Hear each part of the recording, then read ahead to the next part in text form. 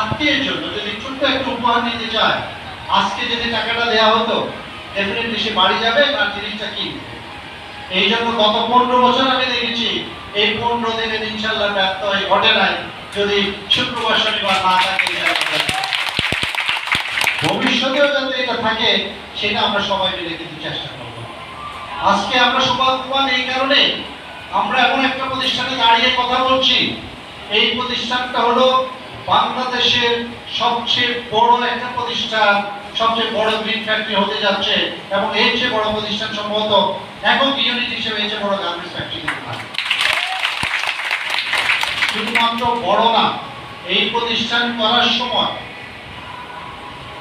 মানুষের নিরাপত্তা, তার স্বাস্থ্য, আলো বাতাস, ফার্নিচার, কালার, যে কালারটা তার চোখের কোনো ক্ষতি করবে না এবং প্রচুর স্পেস রাখা হয়েছে যাতে মানুষ অবাধে বিচরণ করতে পারে।